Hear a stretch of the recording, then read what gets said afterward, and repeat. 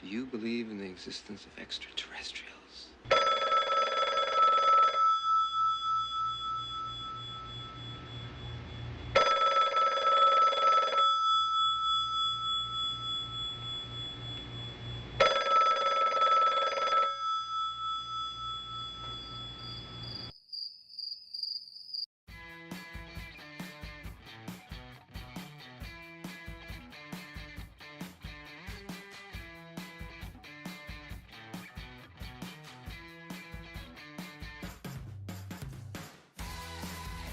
Good morning, good evening, or good afternoon, depending on where and when you're watching this broadcast.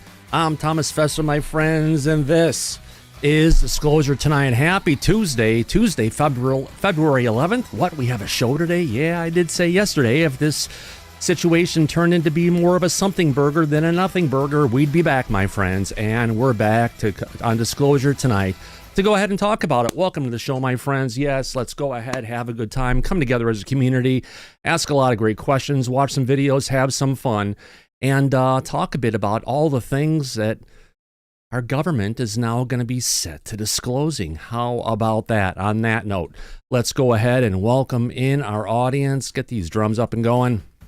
As the audience builds, let's go ahead and see who the heck we have out there. All right, we've got Amiga Rules is here along with Anne Marie. I also see Anton Ghost, Azrael Aries, and Beach Charmer. Brains is here along with Carl Joe Garrison, Conniving Bones, and Cosmo Fang. Good to see you, Cosmo. We've got Corporal Abe in the chat, and I think he's in the back. You better believe it, along with Craig Smith, CT Whale, DT, and Daryl.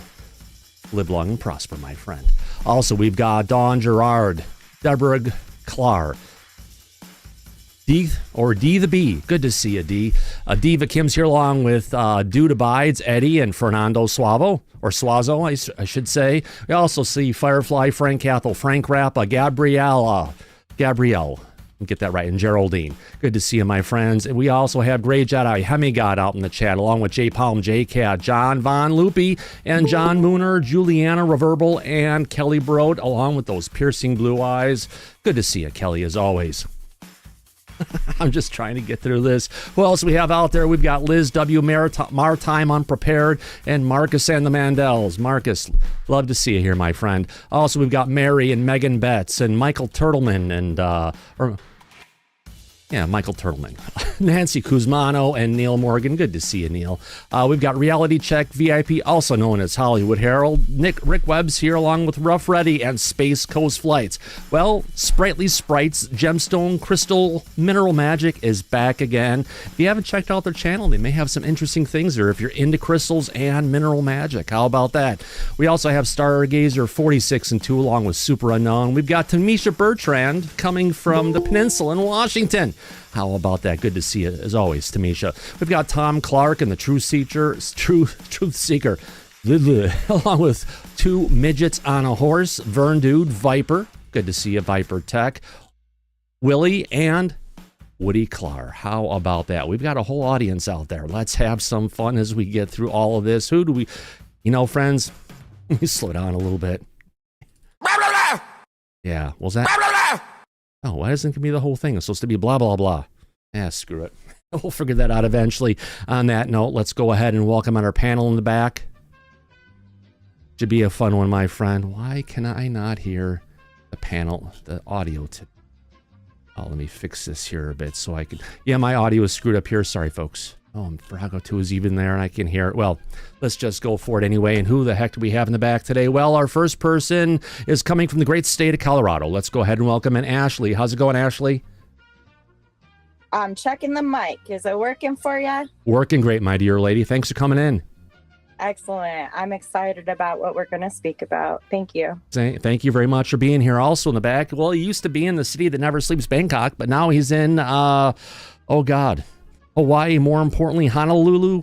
Let's welcome in Corporal Abe. How's it going, Corporal?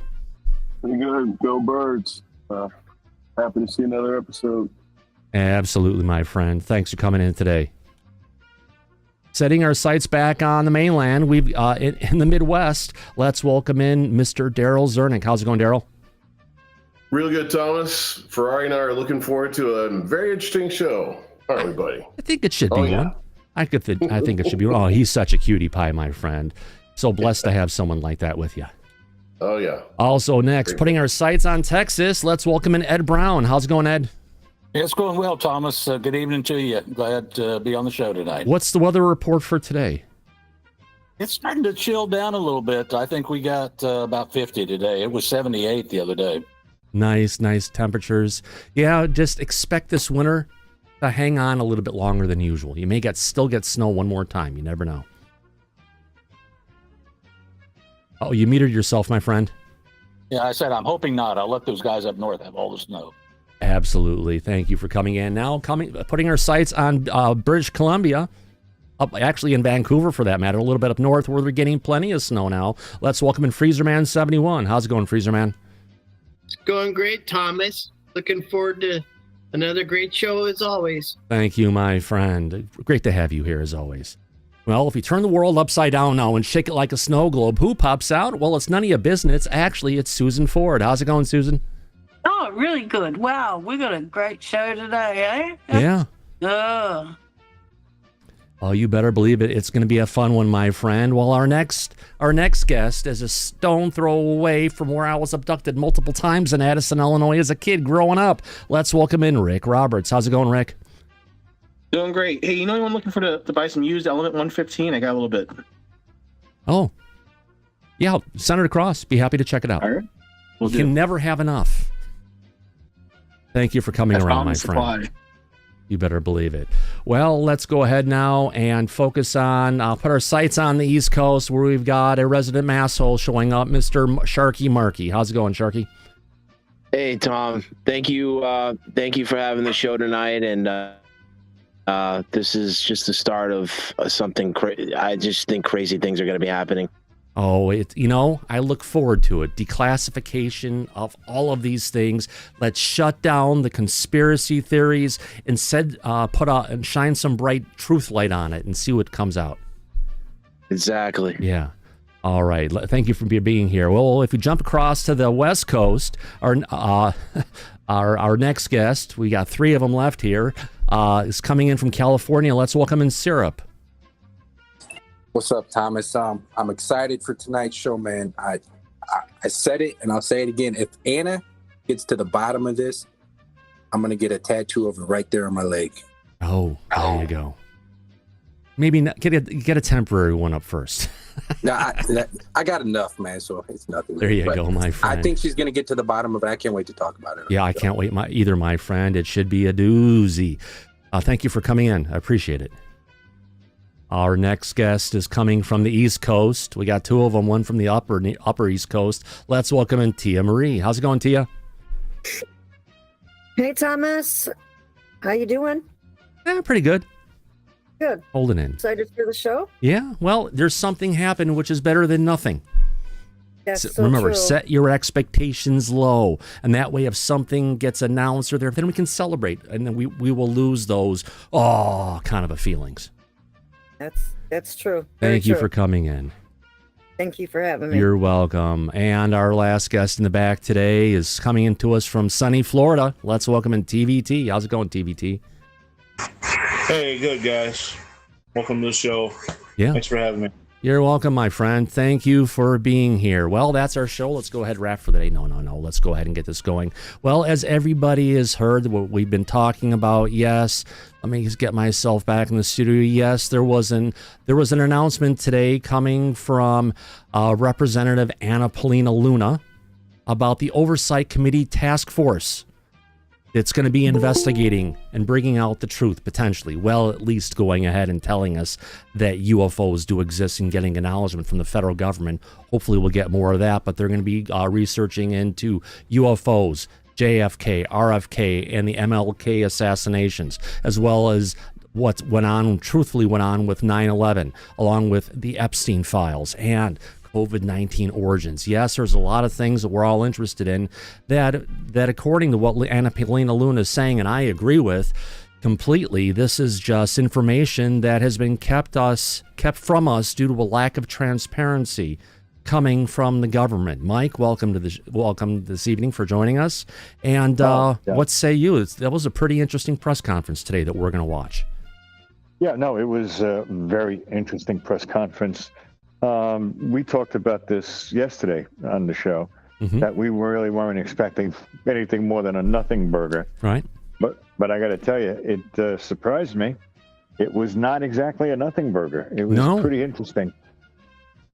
And there was no indication prior to the conference of the work that's being done in that committee and what they're attempting to do with this task force. Yeah. I find it fascinating. Oh, I think it's a little bit more than fascinating, Mike. This is something we've all been waiting for a long time. And I have updated my graphic that I showed yesterday. Let me go ahead and bring this up and share it with everybody. Yes, we were calling it a nothing burger, but in reality, what we got out of this, Mike, let's see if I can get in here really quick, is we got a something burger, right? Exactly. I think that kind of describes it. We did. And one of the key points that we were making before more information came out today was that it's a temporary organization at best without any teeth or any subpoena powers to do anything. But we were wrong about that. Yeah, we definitely were, because although, yes, this committee, Mike, does not have any subpoena power, James Comer, who was on the stage, did say that, yes, I have the ability to subpoena anybody, and if we need to, I'll exercise my ability to do so. Right. But then Representative Luna took it a step further and said that she has direct contact with the newly managed Department of Justice, CIA, and FBI, and she doesn't need to wait on anybody, including Comer. If there's something that they discover while they're investigating, they're going to drop the hammer on the full force and weight of those agencies within the government to get to the truth. Yeah. We haven't had anything like that in any previous iterations of either public UAP meetings or whistleblowers, period. Yeah. It's something to look forward to, Mike, in the absolute least. I hope this all goes well. I hope there's we always look at this and have a lot of hopes. So what we can say is we'll be talking about a lot of things, but again, we're at the first steps, the announcement of this, and, let's see where it goes. Because remember, we've had plenty of promises coming from legislation that was enacted, legislation that was proposed for UAP, and a lot of it hasn't gone too far, has it?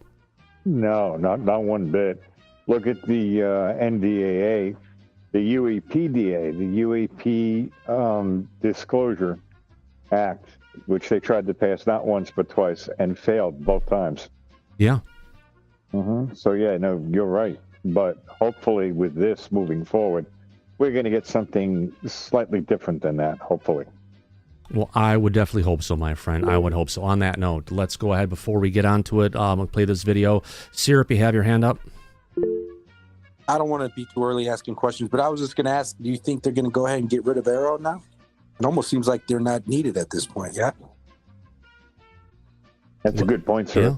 They're absolutely not needed, because Luna addressed that as well and said that they're going to be dealing with whistleblowers moving forward at the task force and provide any and all witness protection that is in place legally.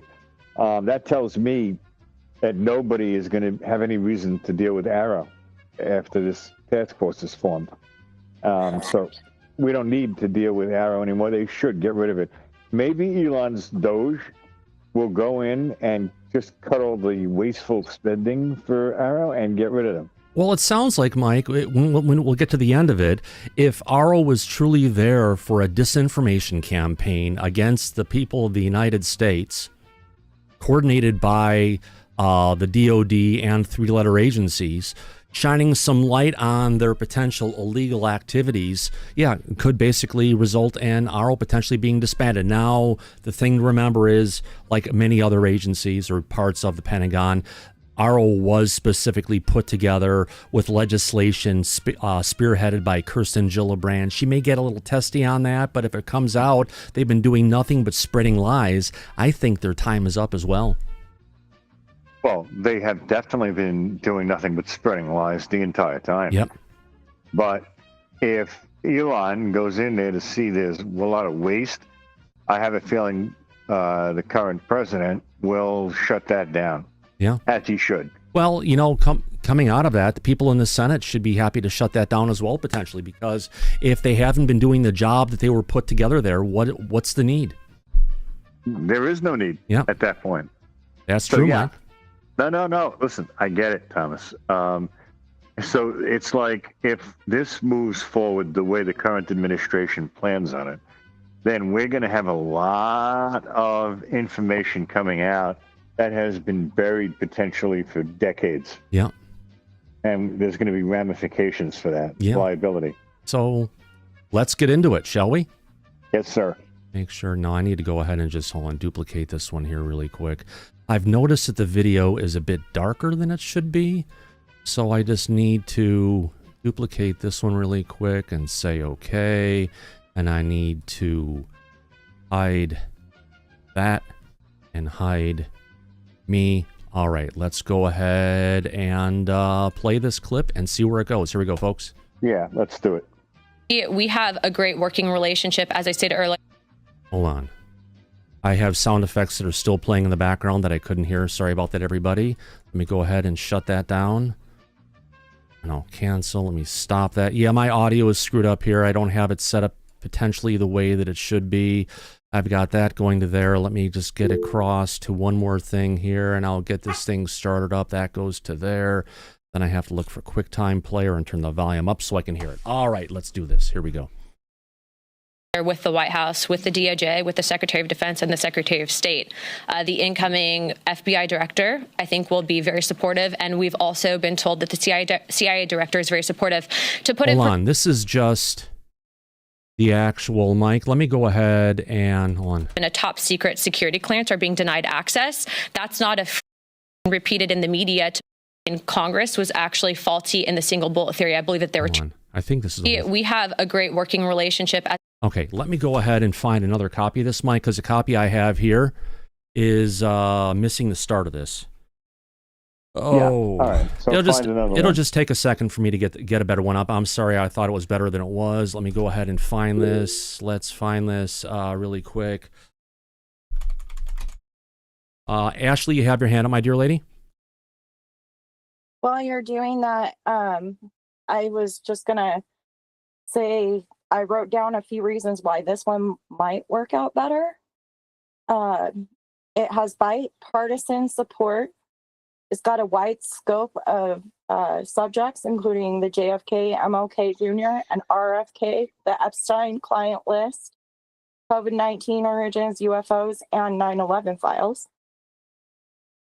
There's a commitment to action. They've stated that they want a relentless pursuit of truth and their strong leadership. Interesting. I just thought I'd add that because yesterday I was talking about some of the task forces that didn't work out. Mm-hmm. Oh, absolutely. There's a lot of ones that didn't go ahead and work out. Let me just go ahead and take this one I've got here. It's better than nothing. I know it's coming from Forbes, but they are rebroadcasting this, so just give me a second to go ahead and download the full video, and we can cross to it. Down you go. Wait one more second. Almost there. I know, folks. I thought I had it ready myself. It'll just take a couple more seconds to download it. YouTube is generally pretty quick bringing down the file. Here we go. Downloading it shouldn't take us more than anything.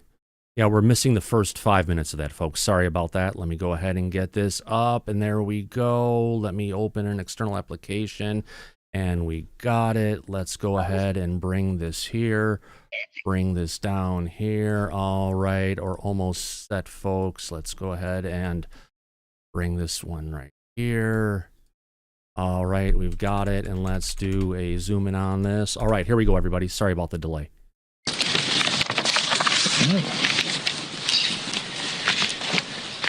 Thank you all for being here. Today is a great day for transparency in America because today I'm proud to announce the creation of the Task Force on the Declassification of Federal Secrets. This task force will be a part of the House Oversight Committee and led by the very talented and persistent Congresswoman from Florida, Anna Paulina Luna. During her time on the Oversight Committee, Representative Luna is a sledgehammer against government secrecy. She is committed to throwing open the windows for the American people to allow the sunlight of truth shine on the federal government. I can think of no better person in Congress to lead this task force than Representative Luna. Last month, President Trump signed an executive order to begin the process to declassify information on the assassinations of JFK, RFK, and MLK. This task force serves to build on President Trump's actions. For far too long, the American people have had reasonable questions of what their government, which they fund every day, keeps hidden about certain issues. And for far too long, the federal government has not answered these questions. This creates distrust in our institutions. That ends today. The voters of this nation delivered a historic mandate to President Trump on November 5th. The keystone of that mandate was demanding increased transparency of their government and elected leaders, and the mandate of this task force is to acquire that transparency. We will open this up for questions from the media, but first I'd like to hand it over to my esteemed colleague and chairman of the new task force, Congresswoman Luna, for her remarks. Thank you, Chairman Comer. Okay, 1 second. Now I've got the other video to come up. I'm going to prop this one up. It'll be a little bit bigger. I don't have to go ahead and zoom it so much. We're not going to have that bar going across the end of the video. Let me go ahead and just swap this one in. All right, here we go. And we're going to get to the spot where Luna comes up to the stand and fix it. They did not merely oppose taxes. They defended the sacred idea of individual sovereignty. To my esteemed colleague and chairman of the new task force, Congresswoman Luna, for her remarks. Thank you, Chairman Comer. When our founding fathers stood against tyranny, they did not merely oppose taxes. They defended the sacred idea of individual sovereignty. They declared that no government, agency, or title could infringe upon the freedoms of speech, religion, thought, and the pursuit of truth. For too long, the American spirit has been dimmed by a veil of secrecy, by a government that has grown too comfortable in the shadows, denying us the transparency we deserve. But today, we stand at the dawn of a new era where the light of truth begins to shine through. A few weeks ago, President Donald Trump made a historic announcement. With the stroke of a pen, he committed to declassifying the files concerning the assassinations of President John F. Kennedy, Robert F. Kennedy, and Dr. Martin Luther King Jr., a decision not just monumental, but pivotal. It is with profound honor that I have been entrusted by Speaker Mike Johnson and Chairman James Comer to lead the House Oversight Task Force on Declassification of Federal Secrets. Together with the help of the White House, our intelligence allies, the Department of Defense, the Department of Justice, we will be conducting investigations into the following: the assassinations of JFK, RFK, and Dr. Martin Luther King, unidentified aerial phenomena, also known as UAPs, unidentified submerged objects, also known as USOs, the Epstein client list, the origins of COVID-19, and the 9/11 files. Really quick, Mike, I have to bring this up really quick. You know how many times YouTube would go ahead and actually censor people for actually even bringing this up on a live stream? And now we're getting to a point where we're actually getting the truth coming up. I had to mute you before, Mike, so you need to unmute yourself. Well, yeah, it's very interesting to say the least. Let me go ahead and continue on. This task force will be a beacon of bipartisanship. On the Republican side, Representatives Burchett, Boebert, Burleson, Crane, Gill, and Mace will be joining me, although I'd like to note that I'm expanding this to the entire governing body and will be allowing certain members to waive on. Our first hearing is set for March. The date will be announced soon, and we've already initiated close to a dozen communications with various agencies, to include Pam Bondi at the Department of Justice and the Secretary of State. This will no longer be a task force that makes bold promises only to fade into irrelevance or send strongly worded letters. Okay, about those strongly worded letters, I want to go ahead and bring this up since we're talking about it, just to give you an idea of what they're talking about relative to the letters that she made a mention of right here. Let me bring one of them up here. Let me bring this down here and pop it up a little bit so we can all take a look at it. Here's one of the letters that was actually sent across to the new head of the CIA, Director John Ratcliffe, or the Honorable John Ratcliffe, I should say, for that matter. The Committee on Oversight and Government Reform and the Task Force on the Declassification of Federal Secrets are conducting an oversight into the declassification of certain records in the public interest after the Biden administration and its allies weaponize the intelligence community and law enforcement against political opponents. It's vital that we restore trust in these situations. Let me go ahead and go on with that. We write to assist President Donald J. Trump's efforts to provide truth and transparency to the American people. Now, we get into the spot talking about the declassification of the documents of the assassination of JFK, RFK, and Dr. Martin Luther King Jr. But if we get towards more of the bottom of this document, go ahead and bring this up a little bit higher so we can go ahead and take a look at it. To that end, we request a briefing as soon as possible, but no later than February 18th, 2025, regarding what documents, if any, are in your possession, well, I would say in your agency's possession, regarding the existence of unidentified aerial phenomena, anomalous phenomena. This briefing should be specific and identify all categories of documents, classified or otherwise, in your custody and control. After the briefing, the committee and task force shall seek to review these documents and make recommendations on declassification to ensure that all applicable orders and laws are being implemented and deliver transparency to the American people. This is one of the main reasons, folks, why we're having this show today, to go ahead and talk about what's going on. More importantly, how this is going to be affecting disclosure. So they're going to be having their first hearing is going to be coming up in March. Looking forward to see where it's going. So now that you've heard about the documents that Anna Polina just mentioned, let's continue on. This will be a relentless pursuit of truth and transparency, and we will not stop until the American people have the answers they deserve. We will cut through the bureaucracy, challenge the stonewalling, and ensure that the American people finally get the truth that they have been denied for too long. If we are to endure and thrive as a nation, we must restore trust through transparency. The American people must be trusted to think for themselves, to form their own judgments from the truth that they are entitled to know. We've been treated like children for too long and kept in the dark by those we elected to serve us. It is my solemn duty to begin mending this trust, to form a new relationship between the government and the governed. Let us embark on this journey together towards a government that does not serve, but one that enlightens. That does not just serve, but one that enlightens. Trust through transparency, that begins now. Without further ado, we'd like to open it up for questions, as I'm sure many of you have those. Hands up. Thank you, ma'am. Obviously, your goals are aligned with the administrations on the declassification of Martin Luther King and the Kennedys. How would you handle if you end up, whether it's President Trump or Attorney General Bondi or DNI Gabbard, if they disagree with what you're looking to declassify on a certain topic, whether it's UAPs or 9/11 or something like that? How would you handle if there's some stuff that they don't necessarily want to declassify? Well, certainly, I think that they'd be supportive, being that they're advocating for this. But also, I want to remind the American people that this is bipartisan. There's also Democrats that are looking into answering these very questions. But certainly, we would share that information with the American people. This is about transparency. And I think, again, as I stated, for far too long, there's been a massive push to keep the American people in the dark, and that ends today.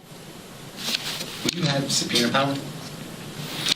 Chairman? The task force does not have subpoena power. I do. The task force is going to be subsidiary of the full oversight committee. So if we have to issue one, Congresswoman Luna, we'll discuss it and we'll take appropriate action. But in full transparency, we have a great working relationship, as I stated earlier, with the White House, with the DOJ, with the Secretary of Defense, and the Secretary of State. The incoming FBI director, I think, will be very supportive, and we've also been told that the CIA director is very supportive. To put in perspective, I think that this issue transcends not just one administration, but multiple administrations, and it hasn't been until now that we've been able to get people actually in positions of power that will push for transparency.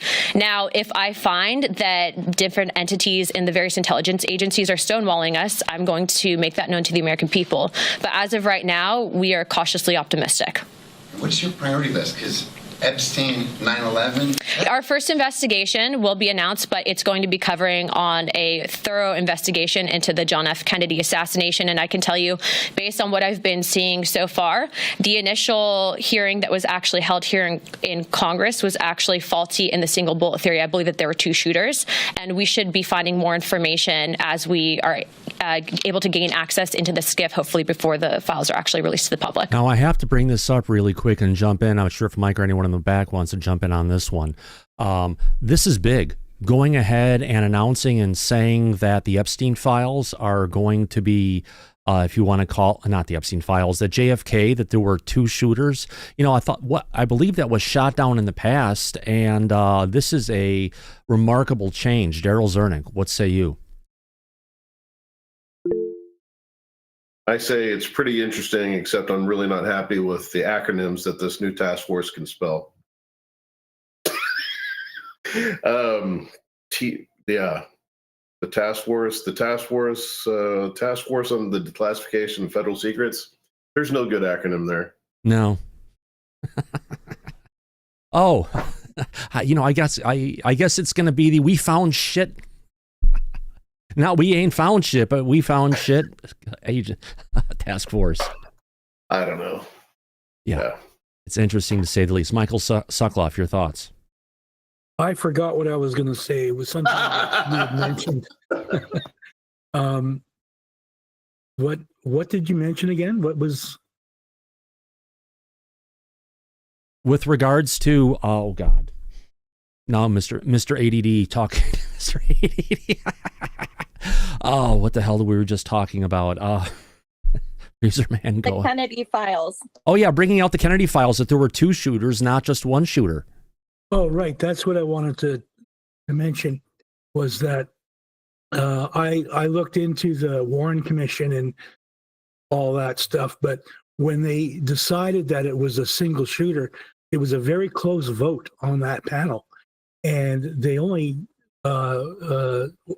Commissioner Warren was the one who said, okay, it's a single shooter, and his vote made it so.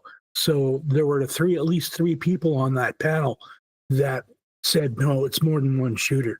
Yeah. So there was controversy even then on the Warren Commission inside itself that was disagreeing with Mr. Warren. So right. I think it's great that they're going to bring out the truth on this and the facts. And you know what? If it turns out there were 3-letter agencies involved in this, and or others maybe from the White House, it's better to know to go ahead and set history straight and correct the record. Should be an interesting one. And if that turns out to be the case, I'm sure there will be some restructuring inside those 3-letter agencies. Yeah, or wherever it is, even if it's in the executive branch, to go ahead and make sure stuff like this doesn't happen again. So this announcement, I think, really does move the needle. It moves it closer to disclosure for all kinds of stuff. Right. I'm glad that they actually have the 9/11 thing on there. I'm glad that they have other conspiracies that people have been talking about for years on this list. One of the conspiracies that they may bring up was what potentially may or may not have impacted in the Pentagon, because a lot of people say it doesn't match the profile of a 757 because where are the engines at? Where's the impact from the engines? It's not there. Yeah. And maybe they'll go after that $22 trillion that disappeared. Oh yeah. Why not? Absolutely. Let's go on. Freezer Man. This is all good news as far as I'm concerned. I was on the side of, well, it's going to be another nothing burger, but we'll see what they come up with in the next couple of months, and that'll tell us how serious this is. Kelly Broad in the audience asked a question: do they promise no redactions? I believe what we've heard so far, Kelly, about what's going on with the Kennedy files, that there are going to be no redactions, that we're going to be able to see everything. And I think that will be very, very powerful if we can start getting this stuff declassified fully declassified for the American people, so there are no further questions. Now, granted, there still could be things where they would be considered this is a matter of national security, but that keeping it secret from the matter of national security, like they've talked about on so many, coming from Lou Elizondo to Christopher Mellon and others who used to be in the military, a lot of the information they have, the videos, photos, all the different stuff that has been gathered by the Department of Defense and three-letter agencies, a majority of it does not need to be classified. Let's go on to Freezerman 71. Thomas, I just watched a documentary with Josiah Thompson. He was being interviewed by Ross Coulthart, and it was fascinating about the JFK stuff. And it's so I hope that they, can get some answers. I think they will, because here's the difference: is you have a president who wants to have things declassified. And every single one of the heads of the agencies that he, like the John Ratcliffe, who's been appointed to the CIA, you have our new director of national intelligence, you've got the head of the FBI, you have all these different people who were put into place who are all advocates for disclosure, including the Attorney General, Pam Bondi. So, it sounds like everyone's, in agreement with the president, and I would say what they're doing here is in agreement with the president. This is giving them a vehicle to find the information, to get it declassified, and to have a strong voice to bring out the truth. Well, the thing about the JFK thing is the fact that a president was assassinated, and that sort of thing should never be allowed to happen. And the people that were behind it, whether they're dead or if there's anyone is still alive, it needs to come out. Yeah. No matter what.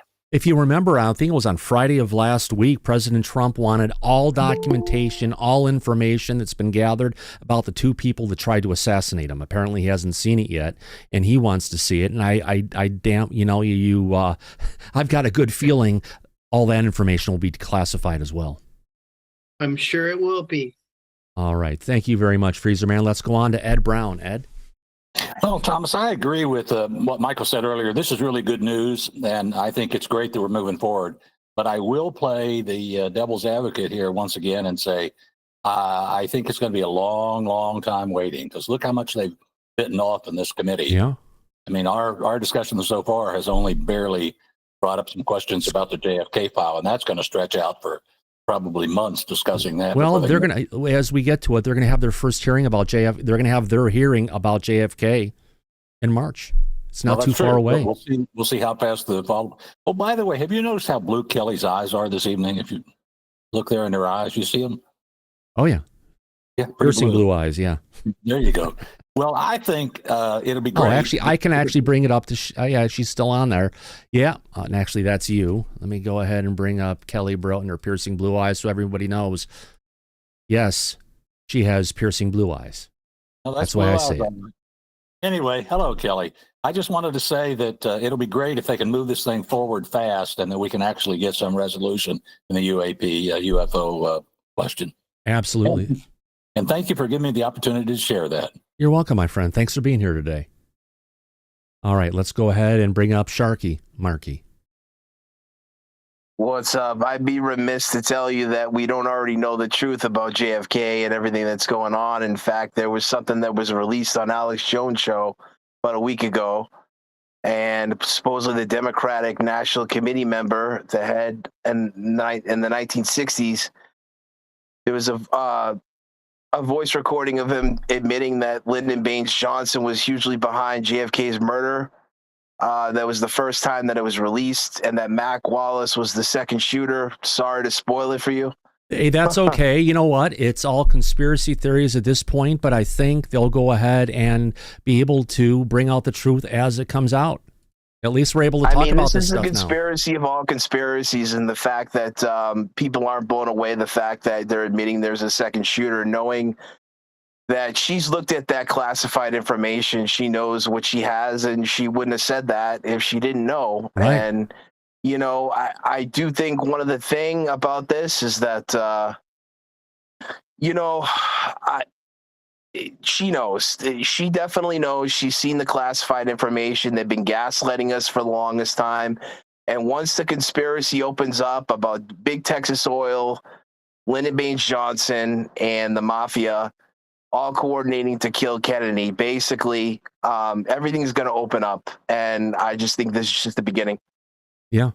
Great points, my friend. Thank you very much. Ashley, you're next, and then soon we'll get back to the rest of this video. Go ahead, Ashley. Thank you, Thomas. It's important for us as a community to understand that conspiracy theories form due to a mix of cognitive biases, the need for understanding, distrust in authorities, and social influences. We naturally seek patterns and connections, and social networks can amplify these beliefs. Historical distrust and media representation also play significant roles. So shows like this are important for us to discuss and come out with the facts as much as we can possible. It's also important to have a task force that works. It would be really, really cool if it does. I'm hopeful, because then with the transparency, we can move on to other things that we want to move on to, like the UAPs. Exactly. Thank you. Well, there's a lot of information about UAPs that can definitely come out. You know, even if we just start with our government going ahead admitting we're not alone. Yes, there's a non-human intelligence here on this planet. That's a first step. And people are saying disclosure happened. No, we're at the start of disclosure. Disclosure has got a momentum going behind it. And we've got a long ways to go before we hit full disclosure. Well, thank you, Ashley. Let's get back to this video now. Here we go. Thank you for doing this. Have you identified the Democrats who will sit on the task force, and could you talk a little bit more about the role of Democrats in this? Yeah, so again, this is a bipartisan commission. Remember, JFK was a Democrat, RFK was a Democrat, and I'm sure that I think the entire conference has a question on what actually happened with Dr. Martin Luther King, but also UAPs. You guys know that that was the biggest bipartisan bicameral hearing that we've ever had, I think, in congressional history. I do not know who their members are yet. They've noticed it, but they're taking this very seriously. This is not a conspiracy theory investigating committee. We're actually looking to present truth to the American people. And it's in my opinion that no one person elected to office is more important or more qualified to look at the information that they've been hiding from us. And so we look to push for that transparency.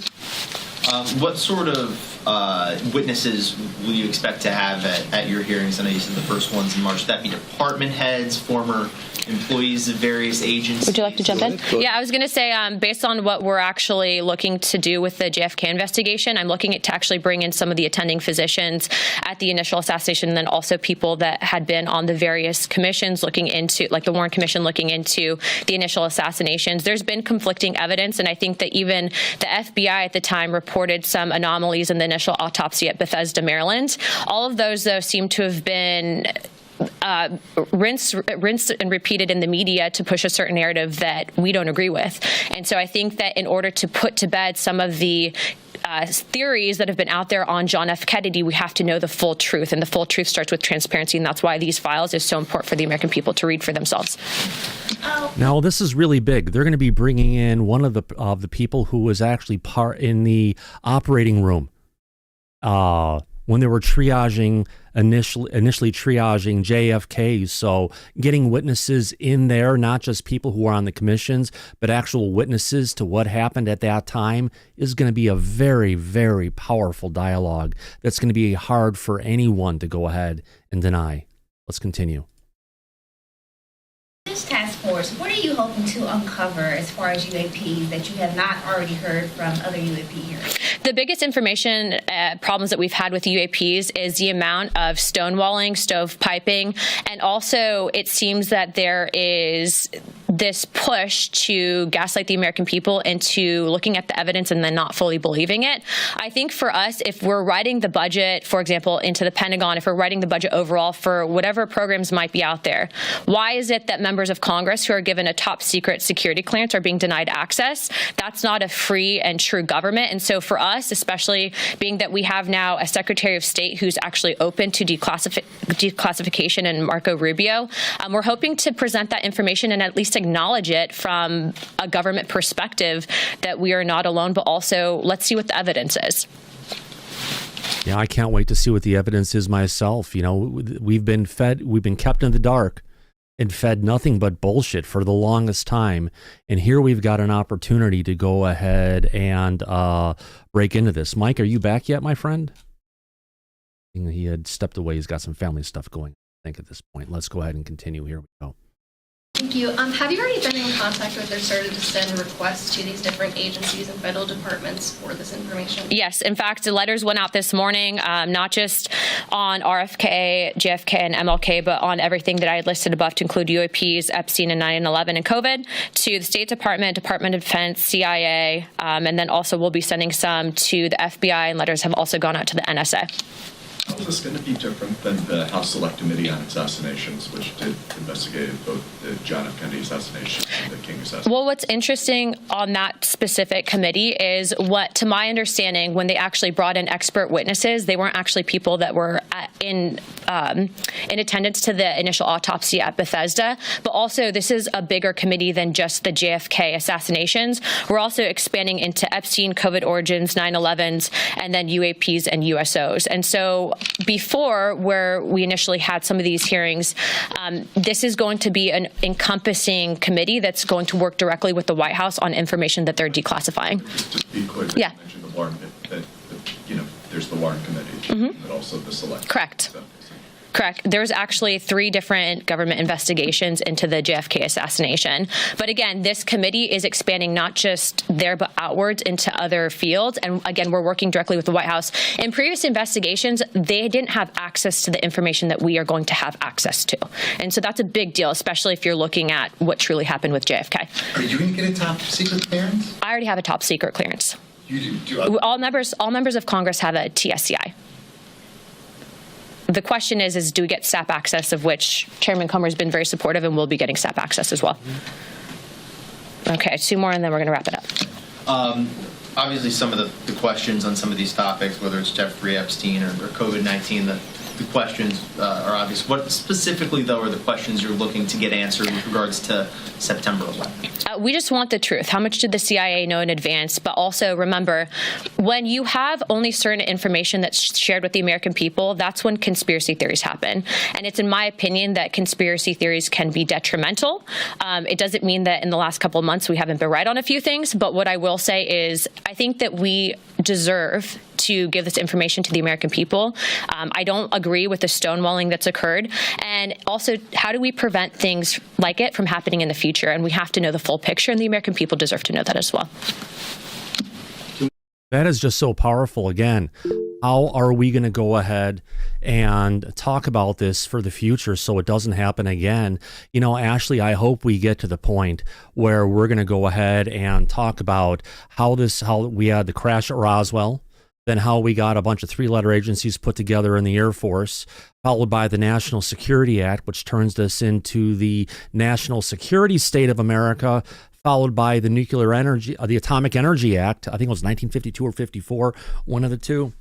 That when we got that even took and compartmentalized and isolated information even more from the American public on information we should know. Heck, it's our tax dollars that are paying for all these jobs and paying for our military. It's a joke that this stuff has not been brought out yet, and there hasn't been a push for transparency. It almost feels like people in Washington have been on the take for a long time. Ashley, your thoughts? Absolutely.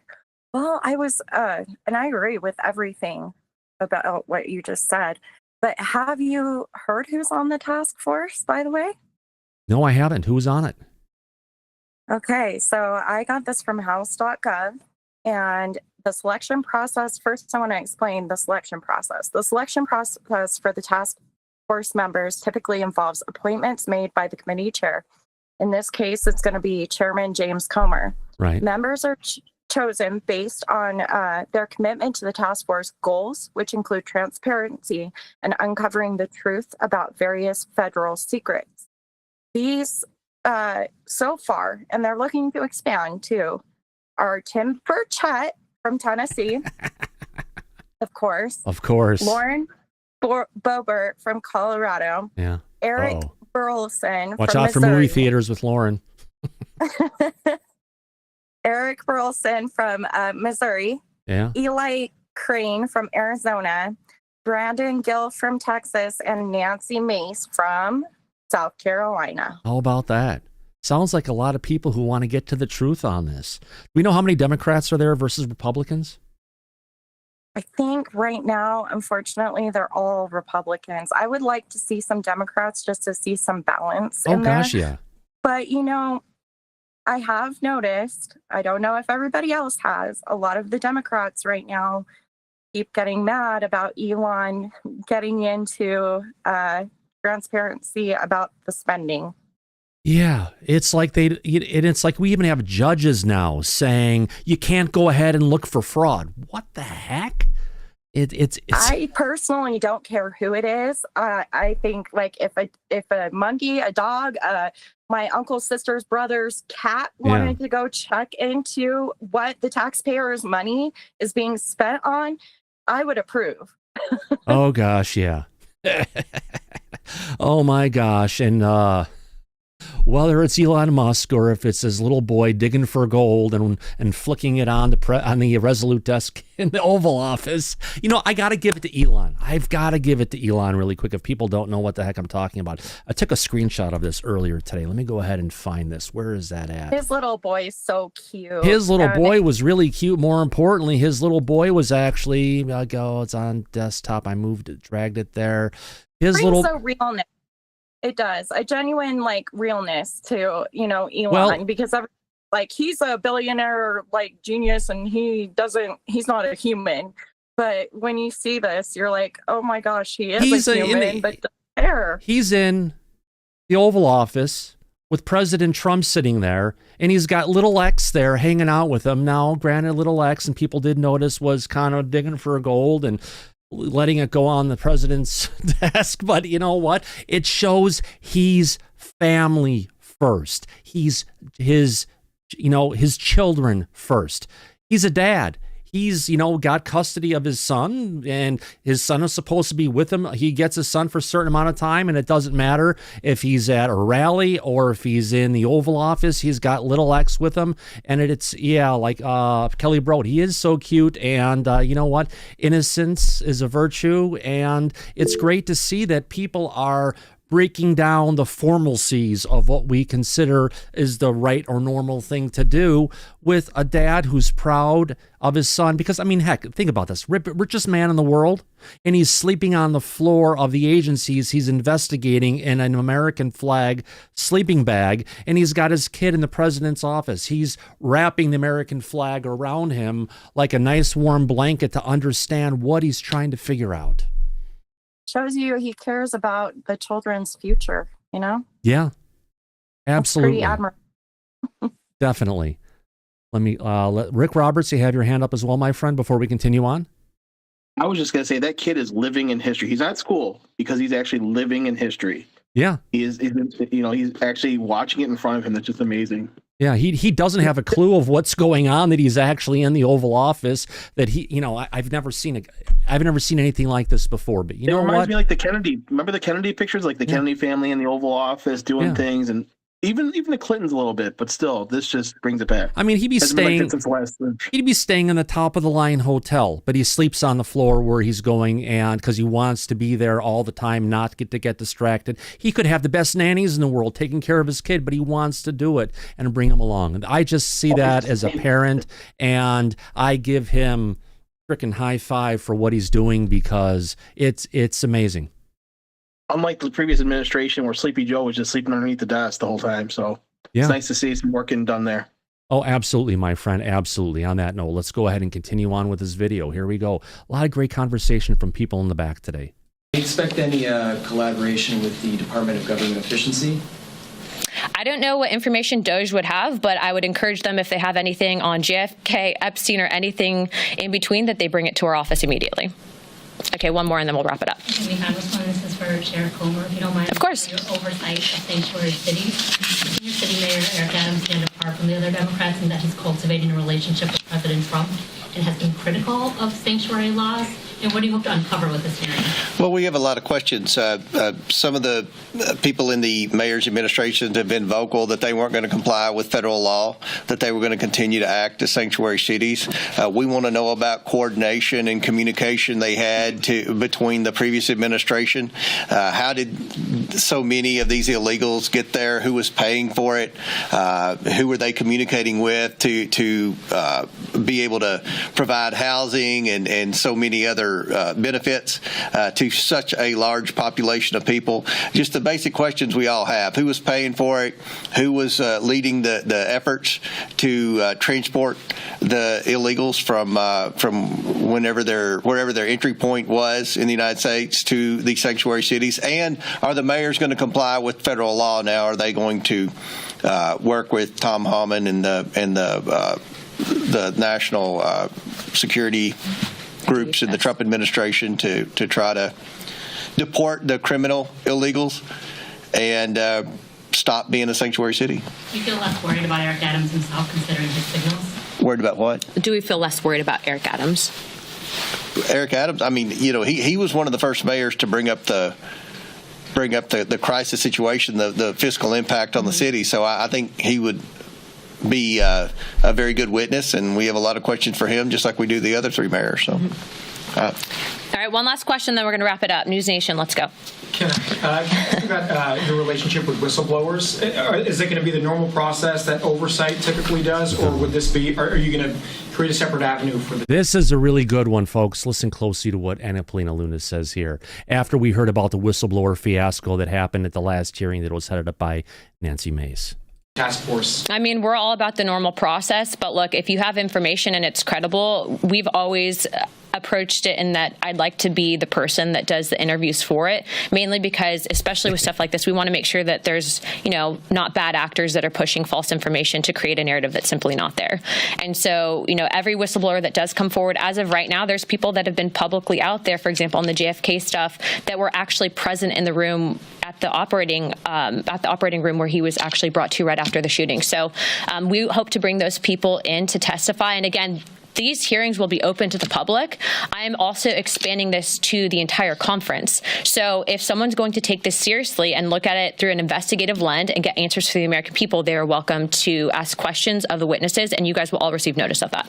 So they're opening it to the entire conference, including the press, and everybody can ask questions when they're going to be having these hearings, and they're going to be public hearings. Daryl Zernick, your hand is up, my friend.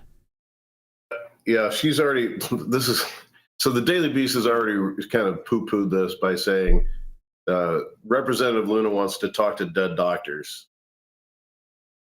So immediately the liberal press just going off on the deep end.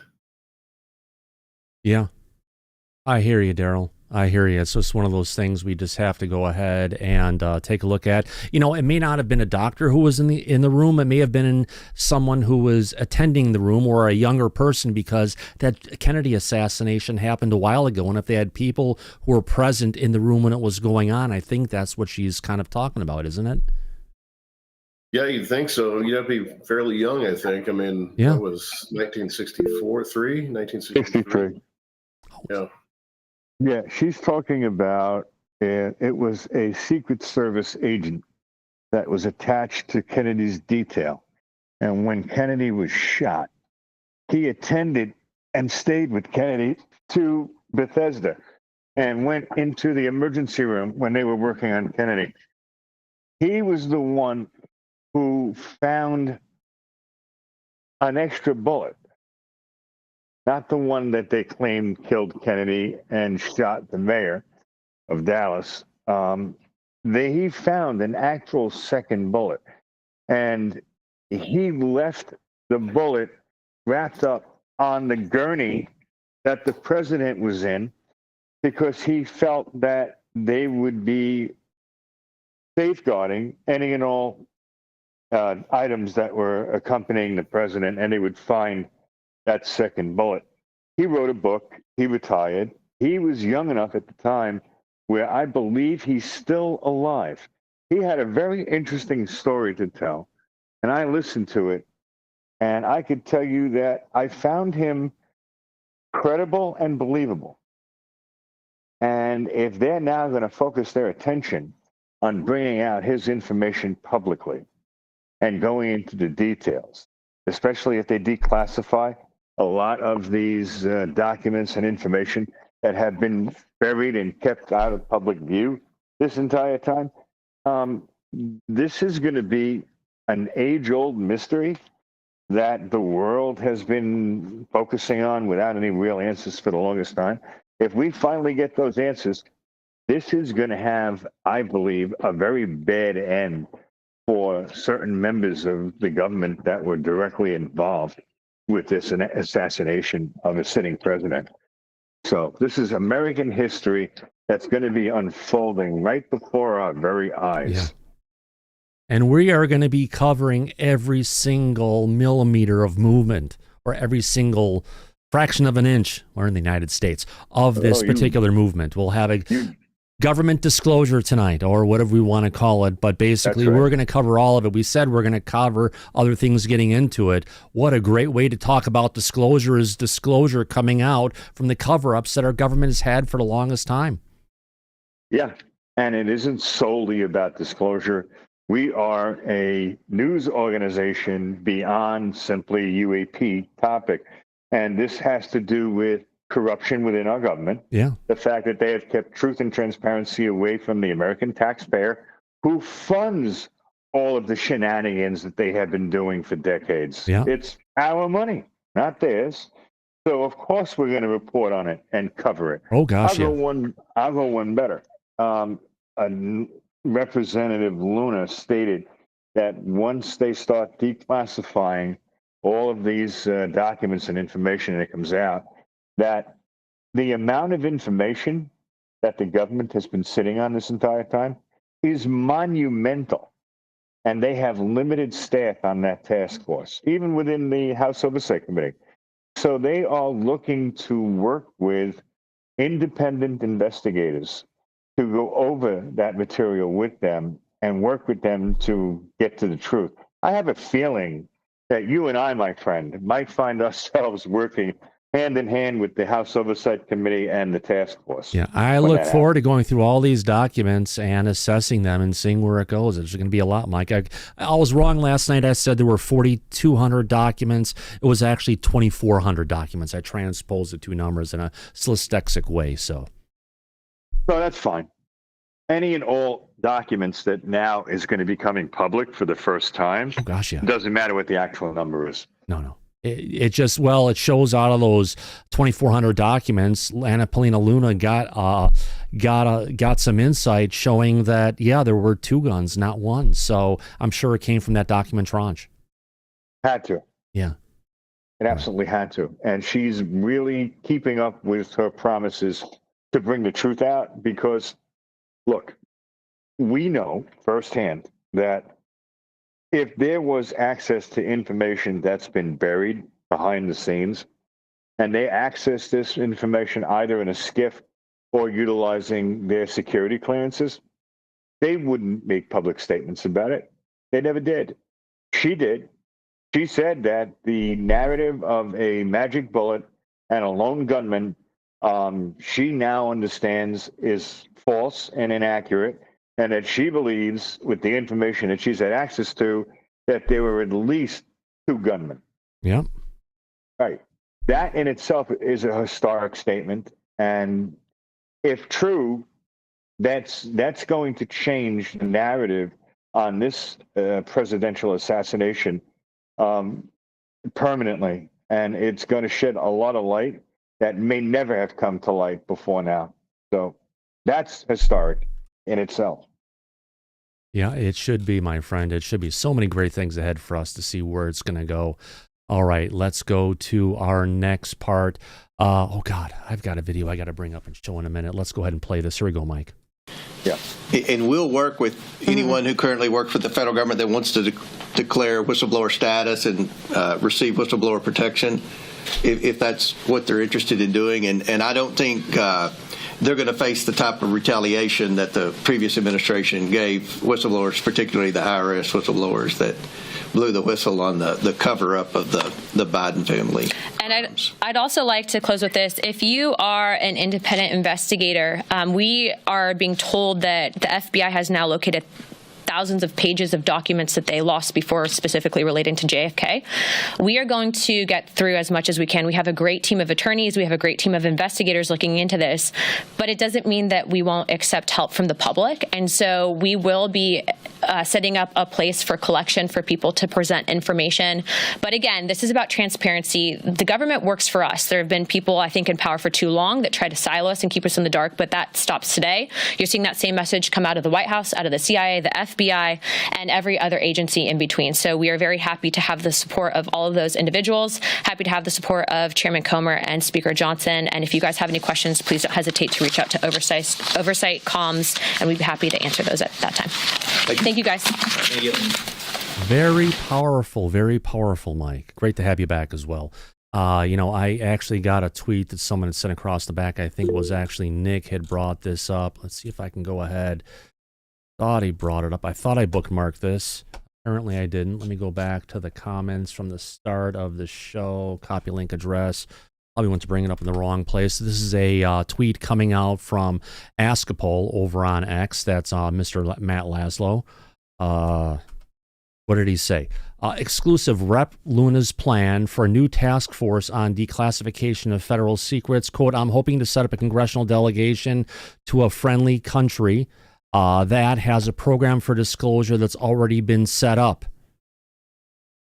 Real Annapolina Luna tells Askapol, which to my knowledge does exist. The Askapol post includes, okay, so it's a little piece of information. Just know that Matt Laszlo was there asking some questions. And if it's going to be involving foreign countries, Mike, we know that that's going to be involving Marco Rubio, who is someone who's also very pro-disclosure as well. Well, as the Secretary of State, he's going to have direct access to foreign countries.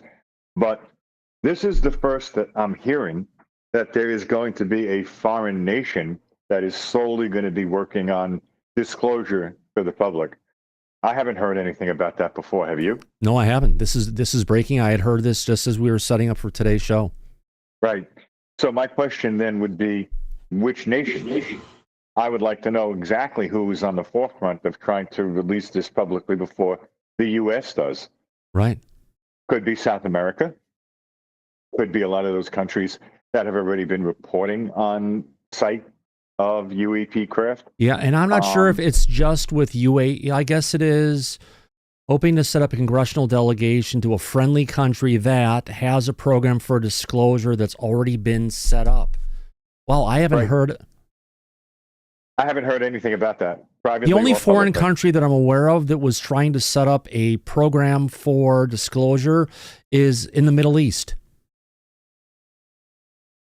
And they are actually interested in setting up a program for disclosure, working with some of the top experts, fill in the blanks here, you know where that goes, friends, to go ahead and help them set that up. So to basically deal with disclosure so their public isn't caught off guard, so their religion isn't caught off guard, so their government programs aren't caught off guard, so their military isn't caught off guard. And they wanted to go ahead and take the Jurassic Park spare no expense approach towards readying their country for disclosure.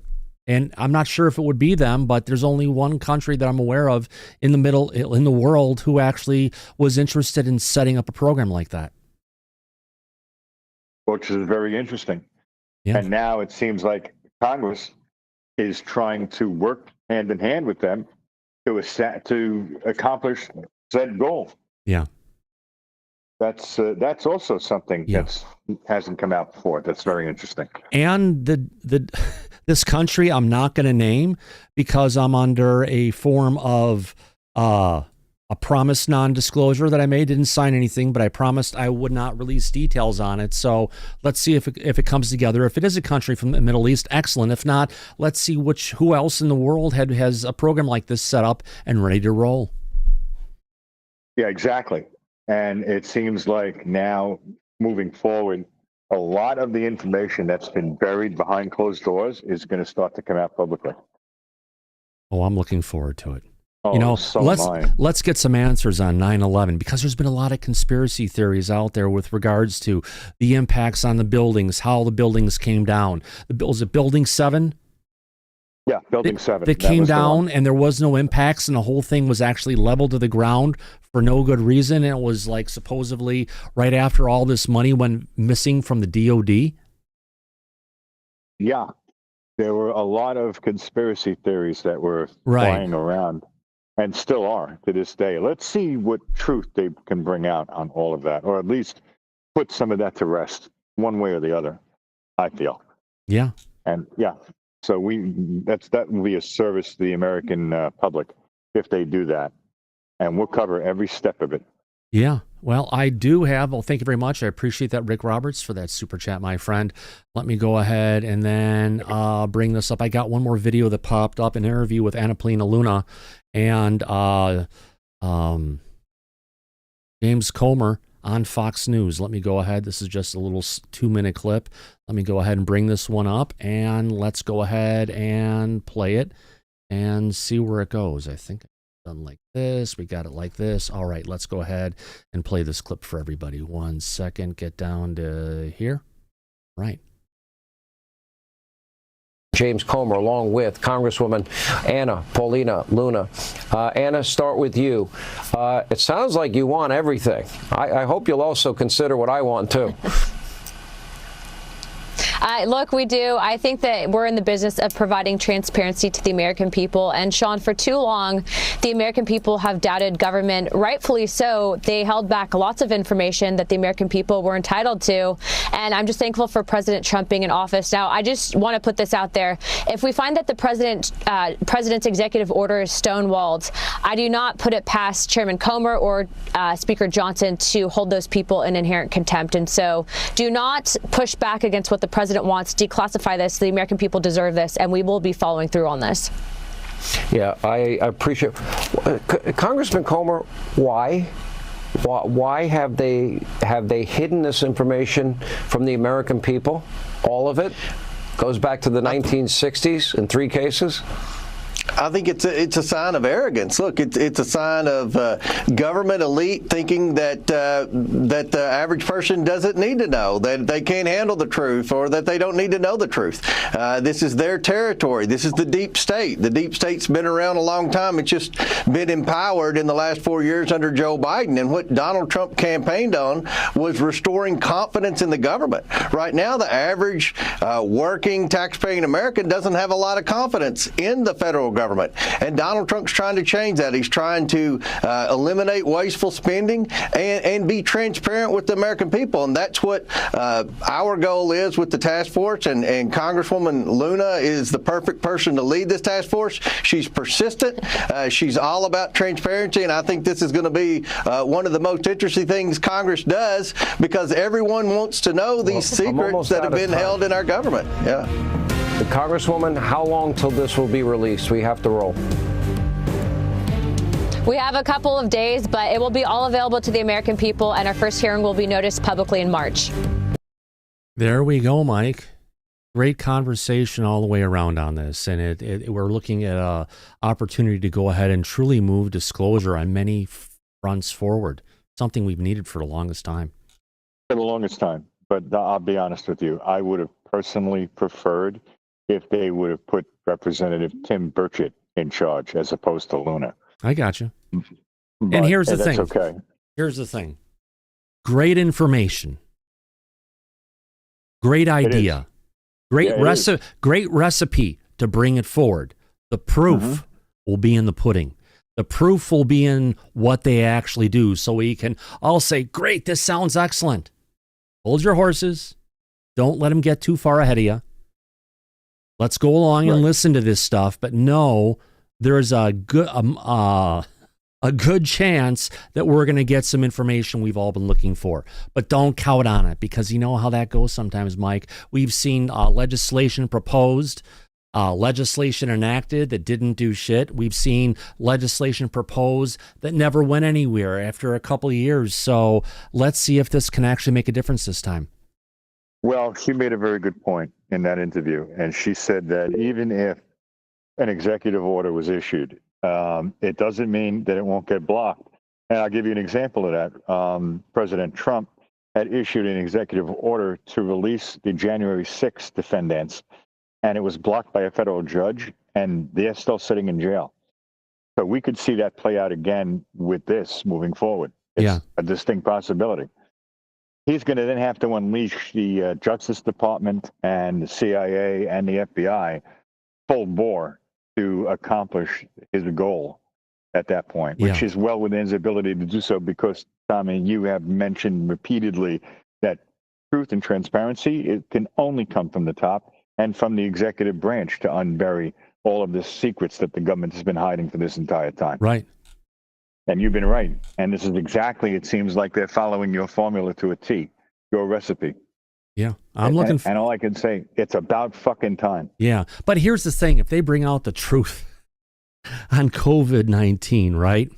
And they find out that a former administration of a presidency set this in play and people who were in, someone who was like Anthony Fauci, who was recently gone and pardoned of anything going all the way back to 2014 in the United States, not in an international tribunal, just saying that much. You know what kind of liability that could throw the United States into if it comes out that we were the ones, truthfully. I do. We had someone making the recipe of how to make Frankenstein, and we were sending that recipe along with a shit ton of money to someone. Hey, go ahead and build it. We're culpable.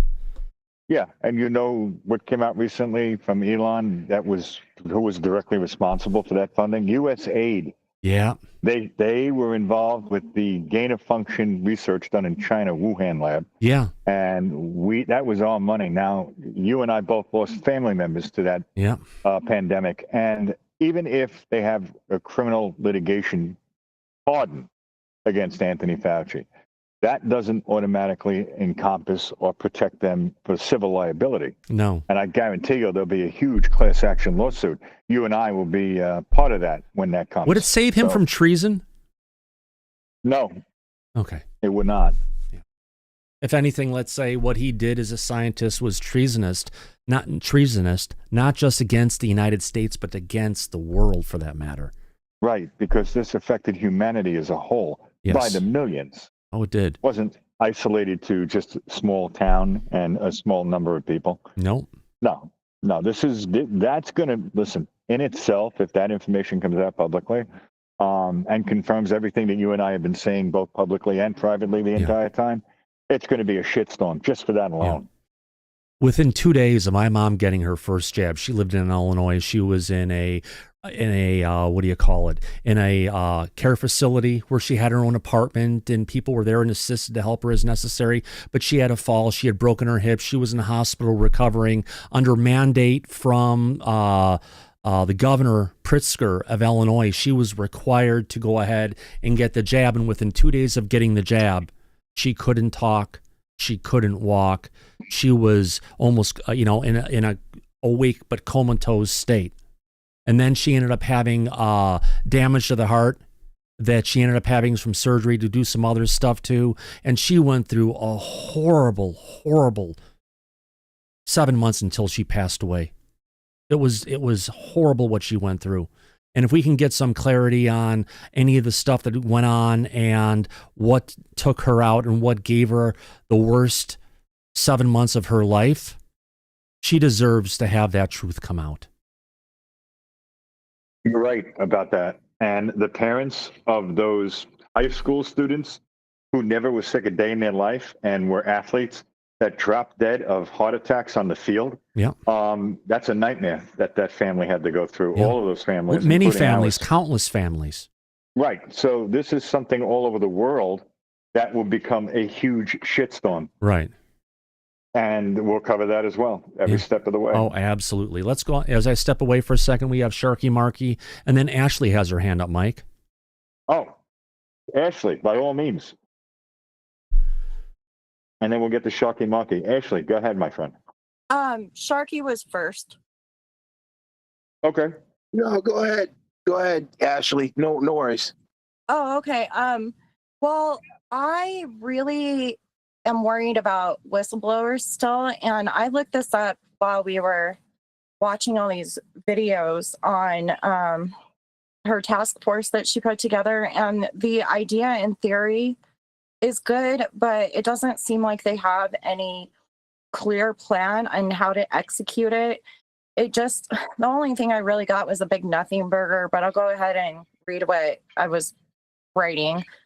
Go right ahead. Specific measures for whistleblower protection haven't been detailed. The task force's broader mission to declassify materials and expose government secrets is expected to create a safer environment for whistleblowers by shedding light on hidden information and reducing the need for individuals to come forward in potentially risky ways. So they really need to work on that, because there's more than one way they mess with whistleblowers. If they don't kill you or anything like that, they can take away everything you own. They can make it hard for you to get medical care. They can do all kinds of things. Well, let me point out real quick that Representative Tim Burchett had authored his own bill for a Whistleblower Protection Act that would increase whistleblower protections across the board for anybody coming forward publicly. That was shot down by our old friend, Representative Mike Turner, when he was in office, and in the House Permanent Select Intelligence Committee. That never passed, but it can be enacted through an executive order directly and put in place all of those protections that he wrote out, and put that into place moving forward. If they are going to have that as part of their agenda, we don't know that, because right now we've gotten this initial information drop from them out of the House Oversight Committee, and we're going to have to wait and see as it moves forward what they're going to be doing to address these issues. I have a feeling they will. She mentioned that very specifically about whistleblower protections. So they know what's lacking in the law currently, and I have a feeling that they probably have it as part of their agenda moving forward, because she also said that there have been whistleblowers who came out recently, publicly, that have not been credible, like Representative Tim Burchett has made statements about that we covered on the show yesterday. A lot of those whistleblowers that are making a lot of claims that haven't been able to back up any of their claims yet, she's addressing directly and saying that any whistleblowers moving forward will be dealt directly by the House Oversight Committee and the task force, which I think is a good thing. And if they choose to enact Whistleblower Protection Act and they get those protections in place, then I have a feeling we're not going to be listening to people publicly blowing smoke up the public's ass like they have, and we're going to get real information moving forward. Right. That would be my guess. But yeah, you're right about the points that you made currently. I agree, Ashley. It's just been an overwhelming amount of information, to piggyback off of what you said, to sort through and try to figure out what's true and what's not. So that's where conspiracy theories come into play, because we aren't getting the right facts. No, we're not, are we? No, but if they declassify a lot of this information and make it public, which she said they're planning on doing, and then give us access to go through it, which we will, we'll get the answers we're looking for, or at least raise the questions to them that they need to address. Either or will be a step in the right direction. Right. No, Mike, Well, one thing. I'm definitely going to advocate for the protection of whistleblowers, because I know a few of them, and that's why we protect our sources so much, because they're so important and they're people too. No, you're right, Ashley. They are. And I also know that there are whistleblowers that have not come out publicly yet because those protections are not in place. And I have a feeling that once they are, it's going to be like the dam burst with these people, credible people coming forward. And that's something to look forward to. So we'll see. Like Thomas pointed out, we're going to have to be patient right now and wait to see what comes next. And we will. That's so a fact. thank you for the input, Ashley. Yeah, let's go next on to Sharky Markey. Go ahead, Sharky. Yeah, I really hope this isn't another whitewash on a lot of different things, but I do think you're right. Like, they have to start with Roswell. They have to admit that really happened, and they have to reveal everything that they have on Roswell, and they have to officially come out strongly that this was a legit event. Yeah. Well, just remember. They actually do not have to come out with everything, because I know there are going to be certain details and information that will legitimately fall under national security.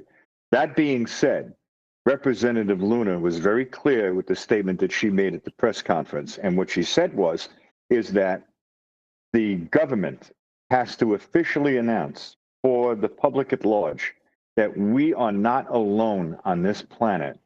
I have a feeling that she's giving us the game plan and the agenda of the task force, that at one point we will get official notice from our government stating that at the very least, we're not alone. And as far as any additional details, that would be probably the first confirmation coming from our government that we are being visited and we are not alone. And that would be enough, because that's something that they've been burying for almost 80 years now. So we got that. That's more than we hope to have gotten the entire time. And I have Don't you think if they admit the truth about Roswell, don't you think that will accomplish that, though, Mike? Listen, there are so many different instances of UAP craft and NHI that all we need for them to publicly confirm for the first time in history, human history, not just American history, that we're not alone. Yeah. And that's what we need to move Hey, forward. Mike, it also goes down to that one video Lou Elizondo and Christopher Mellon have both spoken about. The one that happened off the East Coast, where there was a triangular ship the size of a football field that raised up out of the water right next to one of our aircraft carriers, and then it shot into the sky out of sight. And they have said that there's no reason why that video should not be declassified, because there's nothing on there for sources and methods it was taken of this craft, and it should be, declassified. And if that's the kind of stuff we're going to get, a whole bunch of it, that's something to really move the needle forward. Oh, without a doubt, it will. But it's also going to raise a lot more questions that they may not be comfortable in answering. But that's okay, because that will do our job, Thomas. Yeah. We'll put the pressure And on. can I just add a couple other things real quick? I really appreciate you guys having me come on the second time. Yeah. I would say by all means, go right ahead. They have to investigate 9/11 like they have to do a thorough investigation. Yeah. They have to look at the Israel Mossad. They have to look at Saudi Arabia, obviously. We have to look at why did the CIA go ahead and allow these people who turned out to be the perpetrators behind this to get special clearance to come in the United States? Why do we why did we somehow train these people and a whole bunch of other stuff? There's a lot of questions about potential involvement from three-letter agencies that we should get answered. Yeah, and I really think that we have to investigate Larry Silverstein for the $2 billion policy on Building 7 that was most likely detonated, but we don't know. And and also the fact that companies in the building got warnings. Yeah. Let's just stay. Before. We'll just stay on the fringes of some of this, because YouTube is still going to be a little bit finicky on this. But as the information comes out, I'm sorry. We'll cover it. Thank you, Sharky. I appreciate that. Thank you, guys. Yeah. You're welcome. Freezer Man, before I've got an egg that's got to be dropped. Thanks, Thomas. I have a question that maybe you or Mike might be able to answer. Certainly. Accountability is a huge thing. So, three-letter agencies, if it's possible to prove that they've done some really horrendous stuff against, not just against American citizens, but maybe citizens in other countries, who in the United States has the authority to abolish those agencies, if that's even possible? The president. So he could. He could, yes. Kennedy tried to. He wanted to abolish the CIA. And then he ended up getting assassinated, caught a bullet after that. Well, you may need some people in Congress to go along with it, but yeah, the president is one of the people who could try and get some sweeping changes. Now, just know that there will be a downpour of liberal tears about this if we try to shut some of this stuff down. But if it truly looks like we're trying to shut it down because the foundation of these agencies is pure corruption and they've been doing nothing but protecting themselves from coming under public scrutiny when the public are the ones who are going and funding them, they're not going to get any tears from me, I tell you. What was that you said, Thomas? They've been acting like a shadow government the entire time, right under everybody's nose. And at that point, there'll be huge liabilities if that information comes out. Oh, yeah, there will be. Absolutely. There's no time limit or statute of limitations on a capital crime. Yeah. And we already know people have lost their lives because of this. Maybe even a sitting president. Yeah. Right. Absolutely, Mike. Absolutely. Now, as I said, I've got a bone to pick with an egg. Mm-hmm. I brought up the video last night of the egg that was shared on News Nation, part of their broadcast. And we were just kind of talking about the on-screen. I said something isn't right about the on-screen interface from the video that was there. Based on the time that this video was recorded, it looks like it's a DV recording, digital video at the time. Now, it was later than High 8, but before any of the real digital formats came in, especially when we're seeing something on the screen that had the word on it. Let me get this up here where it says pause, like I've got it up here. Let me go ahead and just bring this across the document solo so I don't have the brightness on it. And one thing we noticed, first of all, was the black text. Never seen any kind of a VCR that had black text for a UI overlaid on top of the video. But then as we were going through this video, back and forth through it a little bit, I got right to the frame where it appeared. And I'll go ahead and bring up a little window here, and you'll see there's going to be a line going right along here. Let me get another window up here on the top of it. Mark the top of this particular thing. I know it's a little ghetto the way I'm doing this, but you'll see where I'm getting to. And right about that point. So let me bring this forward. And if you notice, when this pops up, there's a shadow here going like what we're seeing here is a translucent color with some transparency shining through to the space behind it. You see that, okay. Mike? Yeah. All right. Here's the thing. That hardware back in those days did not have transparency.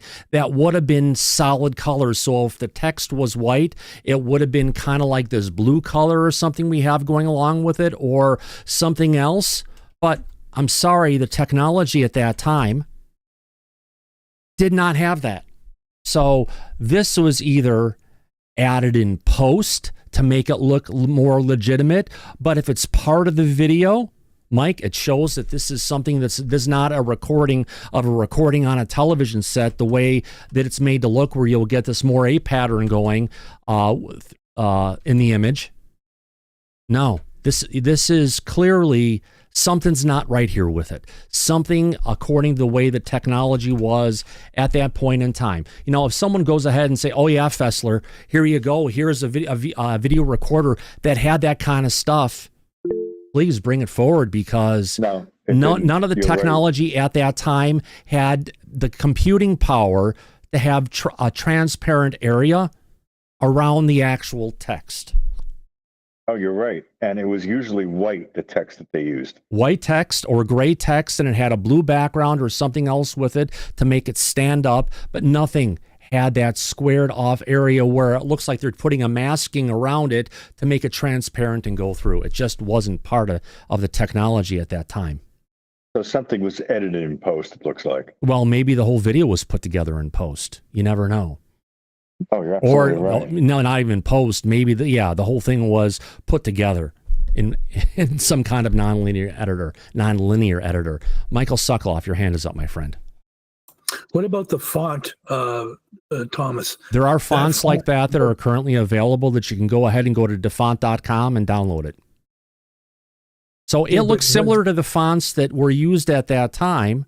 What wasn't there also potentially is you weren't getting the word pause along with the symbol. It may have just said pause. That was something else that was brought up in our conversations about it last night. The biggest thing that stands out is, besides the font, is the background around the font that's actually somewhat, if you want to call it, translucent. Now, here's the other thing. If this is DV, you're not going to have any change to any of the pixels going on in any of the area. But as they go through it in some of the areas back and forth, I can't see it here now. There are some pixels that are going and changing themselves partway through it. So it's just oh shoot, I just lost the chat. Oh, let me bring them back really quick. It's going to look silly, but that's odd. It's coming back. There he is. There we go. Push the pause button on him.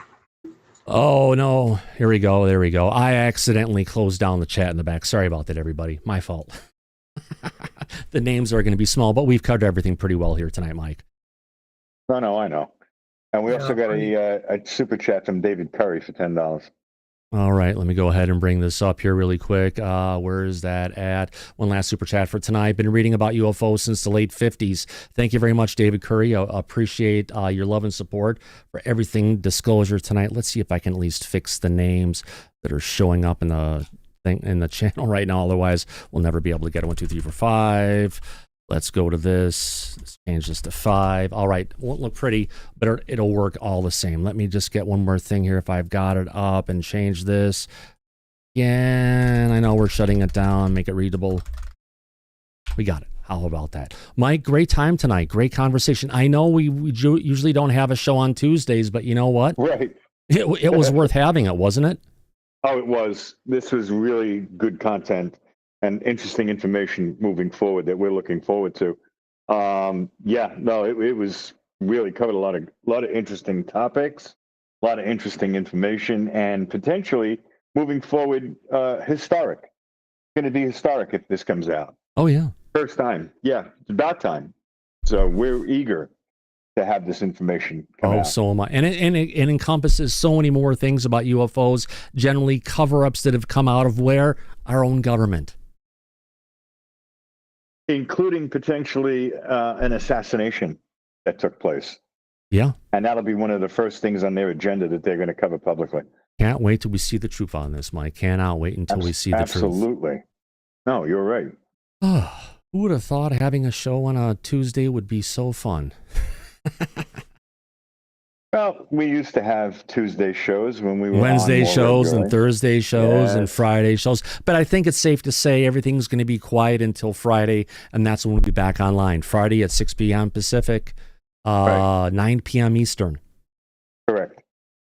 Yeah, we will. I can't wait. And listen, if this starts to come out with this amount of information in droves, and there is a lot to cover and a lot to talk about, which will keep us very busy behind the scenes, we'll have more shows to cover it. So we may go back to a full-time schedule at one point. Hopefully, we'll see what comes out. We'll have fun with it, I tell you. We always do. We will be there when the news is there, and like we were correct. Today. Oh, yeah, absolutely. And how about that? We made it, everybody. We got to the end. We had a fun time, got to watch some videos, talk about some stuff, and I got to bring out some evidence about that egg video where I'm still scratching my head saying something's not right. Always had a feeling something's not right, but at least we've got an idea where we're potentially at. Mike, I'm going to go ahead and thank all the people who have given us super chats today. And yes, things got screwed up a little bit. I'm not going to be able to bring everything up in the nice usual interface that I do, but I can bring it up anyway. One way to go ahead and thank our chat for going and if you want to call it, sending some love our way. Who am I talking about? Let me go ahead and bring this up, make that a bit larger, and let's go ahead and say it and bring it up. Let's see how I can do this. All right, let's do it.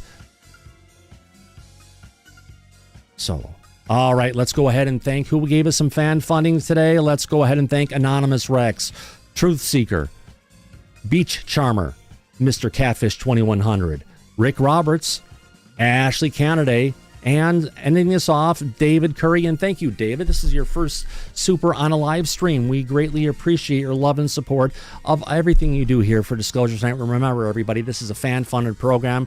We are so humbled and thankful for your dedication of coming here. Remember, if you haven't subscribed yet, what the heck you waiting for? We'd love to have you as a subscriber here on Disclosure Tonight. If you haven't given us a thumbs up, we'd love to have one as well. Mike, it's been great having you here tonight. Oh, my pleasure. I'm glad we put this impromptu show and episode up for everybody and covered this breaking news that we had today.